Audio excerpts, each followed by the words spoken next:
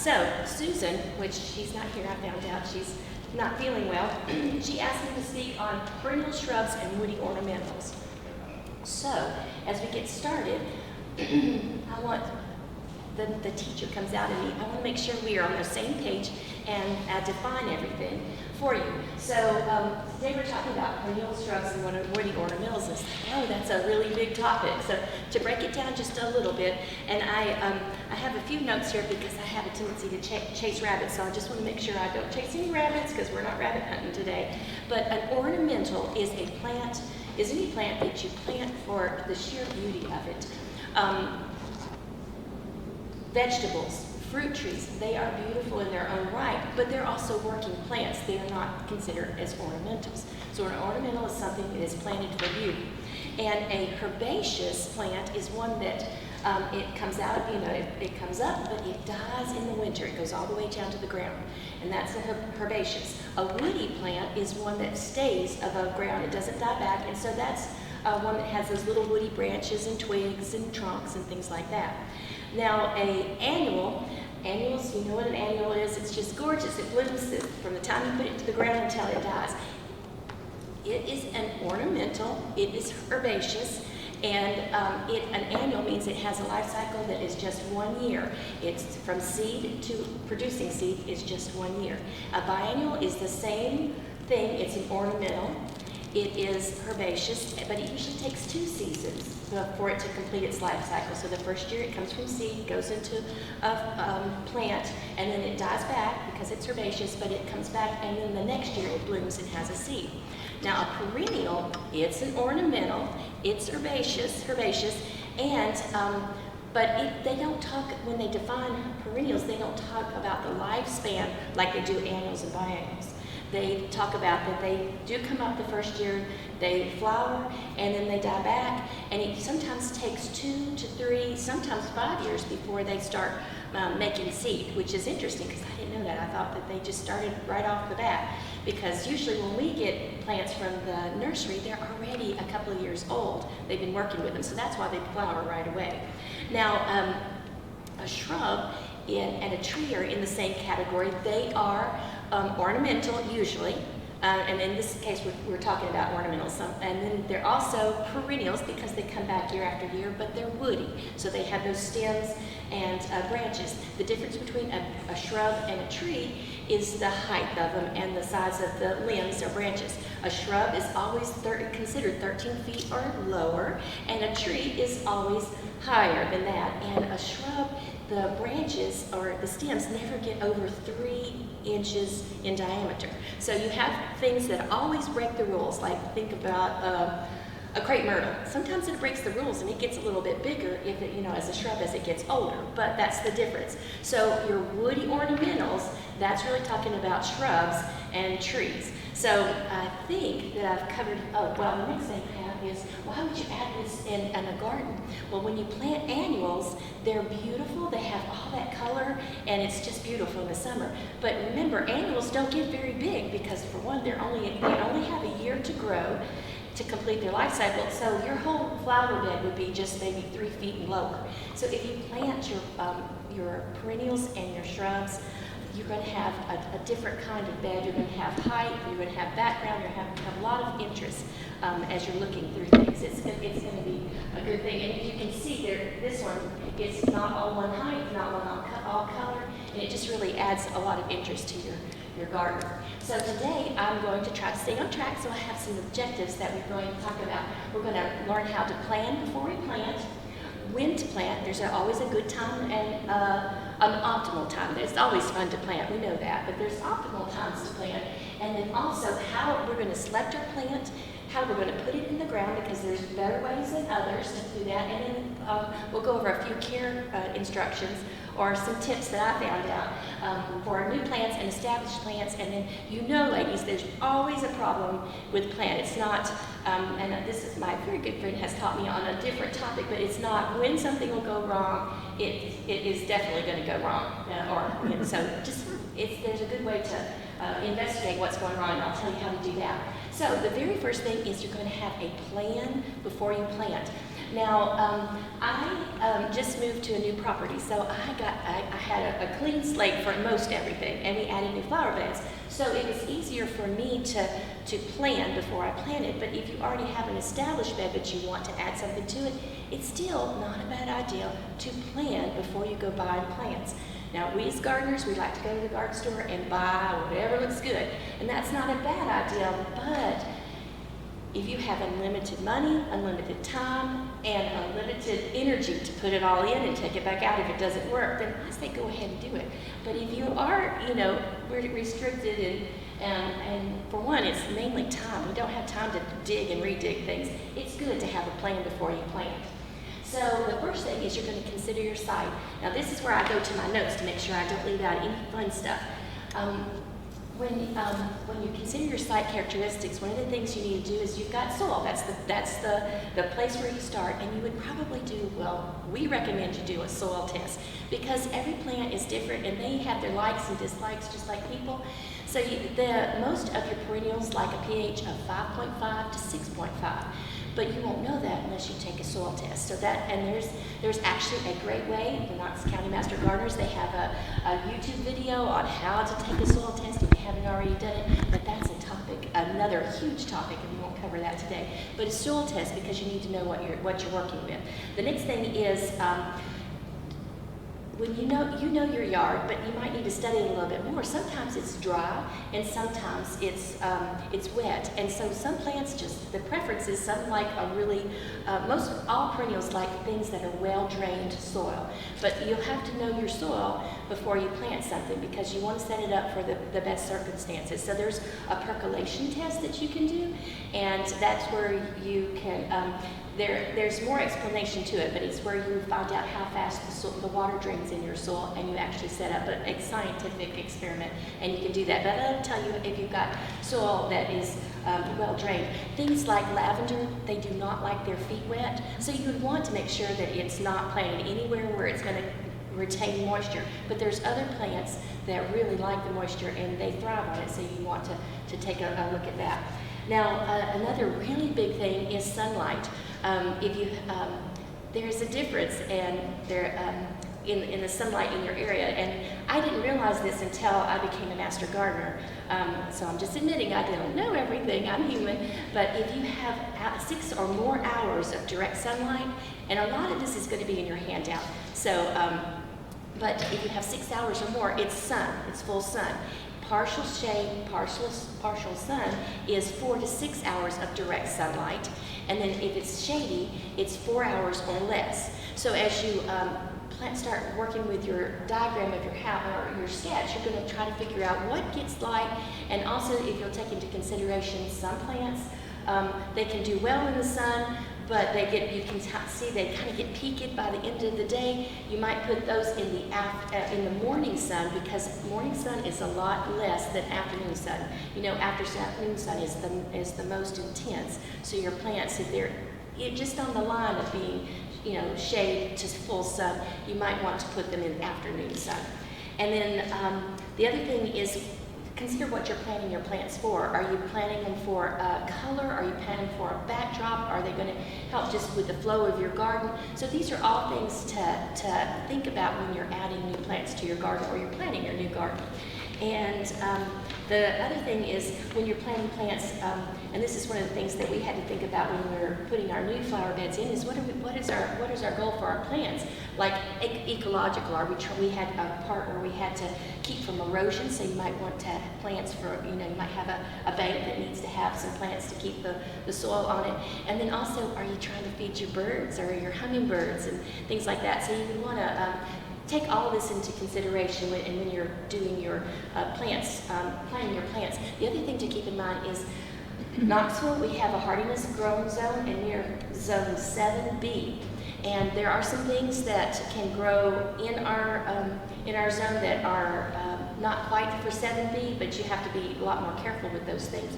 So when you're spending all your time and money and effort and things, you want to try to get something that's going to be optimal for this growing zone. So it's not that you can't plant, but but you're running the risk of having more problems, and you might lose a plant. Especially it's the winter time that you'll lose most of the plants because they can't handle that really cold thing. And we had Indian hawthorn at one of our old house, and it was beautiful until it went 10 below zero. And we don't normally get 10 below zero, but it all died, and it was gorgeous. It's a beautiful plant, but ours was out in the open. If it's next to the house and you have the brick or whatever keeping it warm, you can go against those rules a little bit. But if it's outside, you really need to stick to those rules in order to be successful. And then also study your plants. On your handout, I've given you a couple of really good places to look up. One of them is the UT extension, and I have a copy of that, and it has charts in it that will tell you when the bloom time is, and it tells you like what the growing zone is, and so you can look up your plants. And I brought this copy. I just brought away one copy for you, so you can. Winifred, I'll give this to you. But you can look it up. But it's really good. It just has 16 pages of fun things about plants. And as a plant person, it's like, ooh, this is like, the service merchandise catalog or Penny's catalog at Christmas time. This is back in the day. This is fun stuff. But also the wild ones, the Chattanooga chapter, it's on there, and you can look up plants, and it'll give you more information. It'll be kind of like a plant tags. When you get annuals, they usually have really good tags on them, like word planting, but perennials, they don't have as good of tags on them when you buy them from the nursery. So these are good places to look it up and find out more about your plant, whether it likes shade or if it likes a lot of water. And then let's see, I think that, the last, the other thing that you need to check for your plant is if it's native or invasive, or it's like an exotic plant. Really try to stick with natives. That's kind of the thing right now. It should always have been the thing, but sometimes we like to get the new and fun stuff that box stores are selling, but it's best to stick with plants that are happy in this area, and you're not trying to make a plant happy with an area that it's not really supposed to be in. Like if it's from another part of the world and we're trying to make it happy here, it's best to have a plant that's native. Plus the birds and all the pollinators like that, they tend to like them best. They're doing studies on that, and they actually do come to the native plants first. They'll go anywhere, but they really do best with that. So as you can tell, I'm not clicking through my things, but we learn the plant's function, we research the plant characteristics, then we make a rough sketch. And when we make a rough sketch, it helps us to think through all these things that I just told you about. And then another fun thing is I like my flower bed, but it's always fun in the summer, but in the wintertime it's not quite as much fun to look out there, and it's just like, well.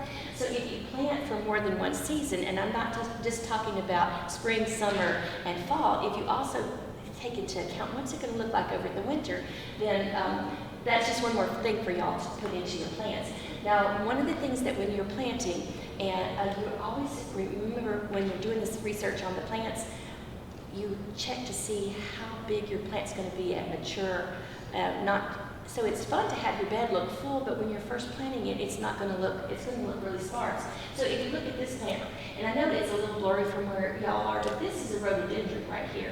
And so this is a new plant site, but you know that rhododendron is going to get much bigger, and it's going to shade out everything. So these people probably didn't do a very good job of studying their plant and seeing how big it's going to be, and in its mature. I mean, because it's going to get big, and if it's the right place. Plant in the right place. I mean, if it's not thriving, it might stay that little, but the goal is to have it much bigger and bloom. This one right here, this plant, these right here, they're like coneflower, but they're a different color, but they've actually got those spread out pretty well. So it looks a little bare right now, but that's okay. It's supposed to look bigger. And then the other thing is, what I just told is plan for different seasons. And in the charts that I've given you, those examples of charts, it'll tell you what blooms in the spring, like your peonies and your thrift and your candy tuft, and then what blooms in the summer, and then what blooms in the fall, because you have fall plants. But if you remember, your annuals bloom all the time, but if you really plan your perennials, you can have color from spring until fall, and then if you leave things like your twigs and your spent blooms, like I think there's nothing prettier than a hydrangea that's dried. I think they're gorgeous. But if you leave those things, then you have interest in the garden all through the year. So I think that's something I've been planning for. So in my new garden, and it's been very interesting. So, once you have your plan, then it's time to plant. And you can plant a plant any time of the year, but we want it to live, and we want to use the least amount of effort on our part and also keep the plant happy. When you're planting perennials, annuals, you know, they go in at the beginning in the spring, and that's fine. You can plant them even in the summer. They might go through a little transplant shock because it's so hot if you plant them, say, in July, but you can plant them. But a perennial, because it's going to last year after year, you're focused not just above the ground, you're focused below the ground. You've got to get those roots established because we want the plant to live. So the best time is in the early fall or the spring. They said the optimal time for a perennial is in the early fall, and the rule of thumb is to plant it at least 6 weeks before the first ground freeze. So if you say the first ground freeze is like middle of November, then you're going to be planting in September and October, because you want to give those plants time to establish their roots, because the plant, believe it or not, you think everything is just taking a break in the wintertime, but it's not. The trees and the shrubs and the perennials, they're all down below, they're downstairs, putting their roots out, and they're continuing to grow down below the earth that we can't see, but they're doing it. It said the shrubs and woody ornamentals, also the fall and the early winter, they said you could plant those all the way up to early December. I'd still back it away because nobody wants to be digging in December, but they said that those are the optimal times. I will tell you that based on my experience, I proved that is true, because we had our work done in November, and we only lost a few plants, and we planted. There was a lot of plants, but there were a couple, but they were outside their zone. We were just trying to see if we could get them to plant. So it was our fault. They were not in the right kind of zone. But the only thing that I did learn, and I didn't know this, is an evergreen, like a yew or something that stays, shrub. We're talking about shrubs. That it's not best to plant those at this time, the fall and early winter. You have to back them up, because remember, these plants, they're doing all their work downstairs, but not all the upstairs. They're deciduous, so they're all they've lost their leaves or they've died to the ground. An evergreen has to stay green and maintain its leaves all through the winter because it doesn't want to dry out. So it's better to plant those either in the very early spring or a little bit more like the later August. But if you plant something in August, you're going to have to watch it like a hawk so it doesn't dry out. So that's the only thing about it that I didn't know. And there's a lot of things I didn't know about that particular part. Now the next thing is plant selection. Always buy your plants from a reputable dealer. Don't ever buy your plants from somebody standing on the edge of a corner saying, "Psst, I got something to sell you." It's best to get from the end, like from a reputable dealer. Like, we have some really good places to buy. And if you go online, make sure it's something that a big box store might not be the best. You can, yes, but make sure you look at your plants, make sure that they're healthy. Now, I always thought, the bigger is better, but it's not. In plants, you want to get something that's short and stocky and has really good-looking leaves, the nice foliage. And you also want to not just look at the top of the plant, you want to look at the bottom of the plant, the roots. And I found out through Master Gardeners, it's okay to take your plant out of the pot. Now, you're not going to just yank it up and pull it out and say, "Hey, I got a plant." You're going to gently pull it out of the pot to look at the roots. You're checking to see if it's root-bound. Plants are perennials and shrubs. They're always going to have roots that you're going to see, so don't think you're not going to see a root. This plant, I would say, is a little bit root-bound. It could be more, but it's a little bit. If you see roots, it's okay, but you want to see more soil than roots in a situation like this. This plant is not, all is not lost on this plant, but if you have a selection, you have, 15 plants, if you could find one that has more soil when you pull it out, and the soil is kind of crumbly, you know that it hasn't been in the pot too long. Now, remember, our perennials and our shrubs, they're more than 1 year old. These nurseries have been taking care of them, so of course they're going to have roots and you're going to see them, but you just want to make sure that it's not too root bound. Now, if it is root bound like this, you're going to, I wouldn't get ones that have, and the shrubs I'm talking about that have the big roots that just circle it and circle it. It has its own macrame pot, and it's not going to lose it. But a plant like this, you can cut the roots. plants are and I know you know these things, but I have to tell you because I'm a teacher and I have to tell you again. They're very resilient, so you can cut them. You can take a little knife and cut like 4 places, and then you mark an X on the bottom, and that helps to release the roots. But also, just like when you trim a plant at the top and you trim the leaves and things like that, that promotes growth. If you do that at the bottom, it promotes growth on the roots too. So that helps free the roots up so that they can grow out. And that's the whole goal, is you want healthy roots on a plant. So the next thing is to prepare a plant, to plant your plant. You know what hardening off is, and that's getting your plant used to the environment that you're putting it in. So that we really pay attention to like vegetables and annuals because you're planting them in the spring and it gets hot and sunny and they're not used to it.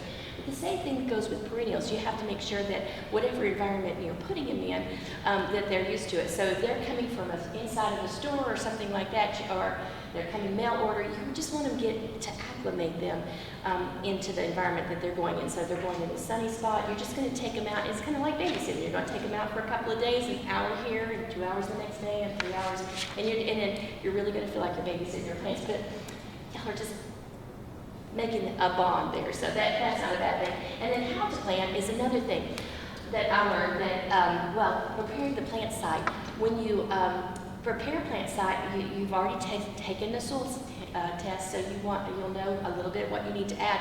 But a general rule of thumb is to add organic matter. That is like the top thing that you could do, compost. And that's another class that you could take and learn about, is just how to make compost, and it's not terribly hard. I even know how to do it now.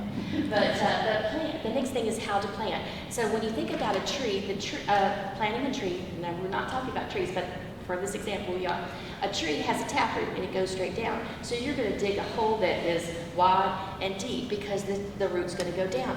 For a perennial, they don't have taproots like that. They have fibrous roots that go out. Even on the shrub, they have that. So I found this really good diagram that kind of explains that you're going to dig a hole, but you're not going to dig it much deeper than the pot, if any. The container that comes in, but you're going to dig it at an angle like this, and you're going to dig it wide because those roots are going out. They're not going down as much, not like a tree.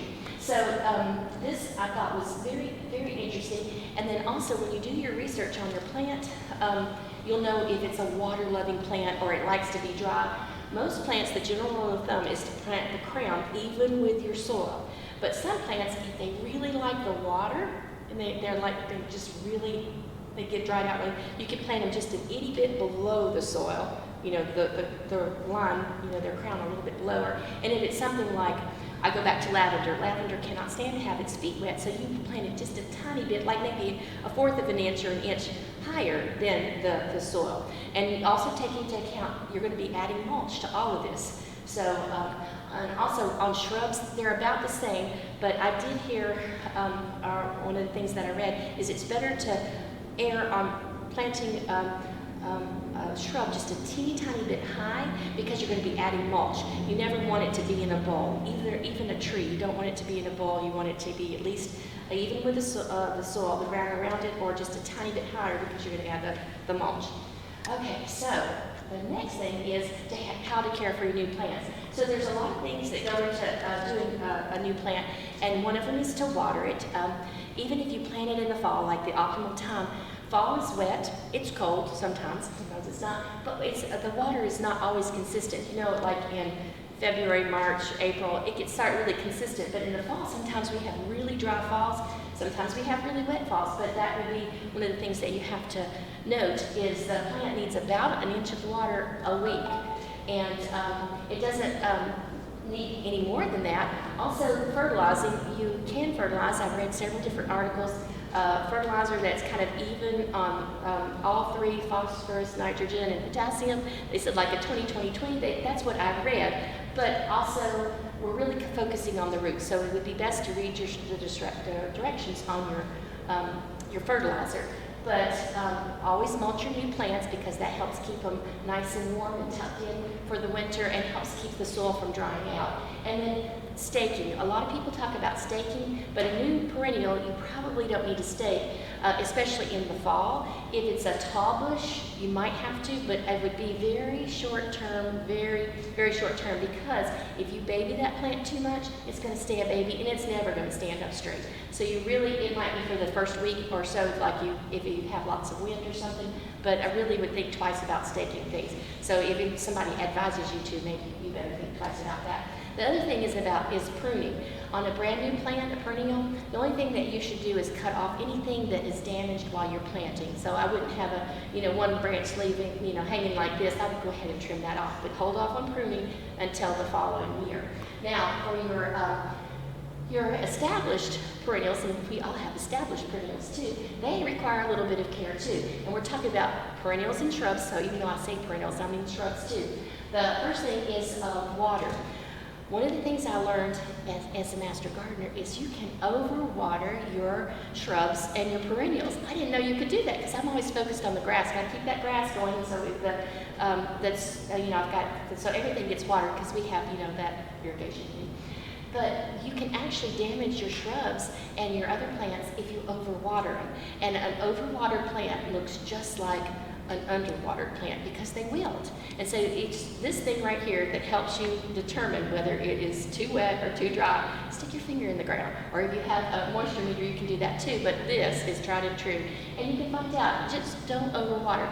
And I keep telling you the rule of thumb. The rule of thumb is no more than an inch a week. And if you are doing your irrigation, you can send out a cup or, you can have whatever, and when your irrigation goes out, you can see how much water you're putting down each time it goes through the irrigation, but you don't want to overwater. And if it rains, turn that irrigation off.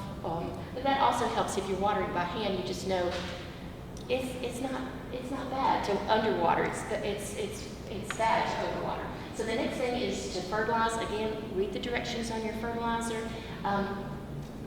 When the plant is blooming and when it's the summer, but more when it's blooming, it's going to need more water. So you'll go up to the inch. After the inch, you might not need, after it blooms, you might not need a whole inch because you continue to check the plant and make sure if it's wet, you just don't add any more water. You might need a half an inch each week after it blooms. But the fertilizing the water is especially important when the plant is blooming. And then always mulch. It's a good idea to mulch and new plants, and then make sure you maintain that 2 to 3 inches. You can do pine bark, but there's other things that you can use too. So I'm not promoting one thing or over the other on that. Also, if you want to keep your plants blooming, you will have to deadhead. And of course, I'm sure y'all know that already, but if you, some plants, I don't know how to deadhead. I've just gotten lavender, so I don't know how to take care of that. But things like zinnias and coneflower and roses, I know how to deadhead those. So you might have to do a little research if you're getting something new that you're not familiar with. But that's half the fun, is you learn something new. Now, the next thing is with perennials is that they will have to be pruned in order to stay looking beautiful. Now, there's 3 D's of pruning, and it's diseased, disfigured, and damaged, right? Mostly. But anyways, Marsha's my teacher, so I always look back to her and take it right. But there are some really good things. The Knox County Master Gardeners has a Prune Like a Pro series, and it's the YouTube videos, and I have it listed in your handout, and you can go and you can look up, and they're little 10, 15-minute videos that'll tell you how to prune something if you're not familiar with that particular, or if you've had it all your life and you're I don't really like the way it looks. And so these videos, and my fabulous friend, Marsha, she is the one that has set them up, and they are really good, but you can learn how to prune forsythia and fig trees and crepe myrtles. Yes, they're crepe myrtles. And we know that there are a few people, and I'm not going to mention any names, but there are some people that don't know how to prune correctly. And when you drive through a neighborhood or down the street that there's the right way to do it and the wrong way to do it. So those Prune Like a Pro videos, they will really help you out on the pruning aspect of keeping your shrubs and perennials looking good. Then also we know we have to divide them.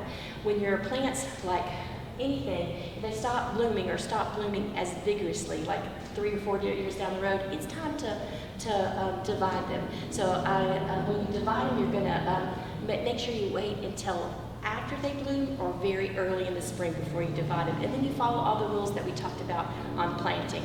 The best time to divide and plant is on a shady day when you know that there's rain is coming. On these established plants, because they're not coming from a pot, they're coming from the ground.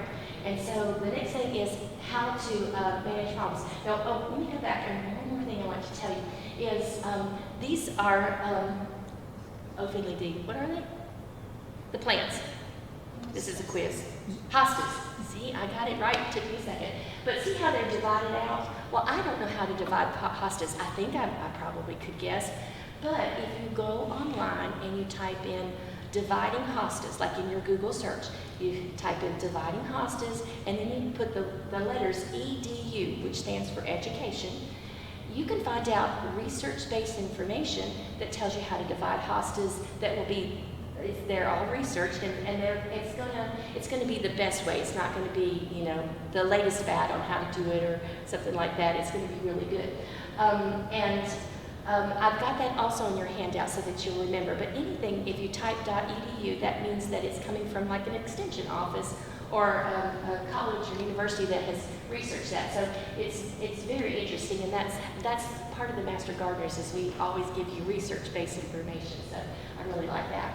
So finally, we're going to talk about how to be a detective. Now the picture at the top, it has a little hole in it. You can see that there's some damage to this leaf, and then there is a worm that they've got a box. It is not your eyesight, that worm is blurry.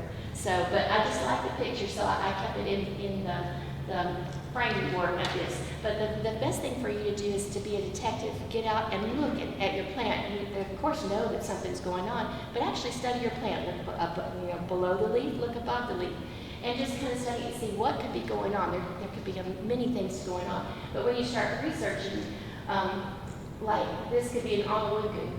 I don't think it is, but if you say autoleucon, I've got holes in it, what could it be? And then you type in problem with autoleucon.edu and then it can start giving you some things so that you can start, because like you know with your health, you're the first one that can kind of give symptoms and look for things so you can report it to your physician. Well, the same thing is you're going to have to start looking for things that will give clues to what's going on. Then you can do your research, and then some things like if it's, say, Japanese beetles, there are things that you can do to help get rid of Japanese beetles, but some of the best things are the least invasive where you just go and pick them off, or you knock them off into a bucket or something like that with water.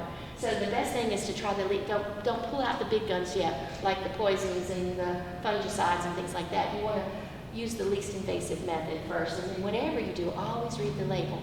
Now when all else fails, or even if you want to skip to the last thing, Knox County Master Gardeners has a helpline that you can call, and you can get more information. They'll be glad to help you, but they'll have to have some, you'll have to tell them what the plant is, and they might even say, could you send us some pictures of the problem?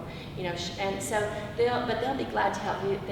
We have some of the nicest people working the helpline, so they'll be glad to help you. So I've covered a very big topic today, and I have given you just some of the highlights, but we've talked about plan before you plant, so make sure you have a good diagram, and just think through some of the things, what your end goal is for your plants. And this doesn't have to be for a new garden. If you look at your own, your existing garden, you might want to add a plant. It's like, what do I need? Do I need color, or do I need height in this area?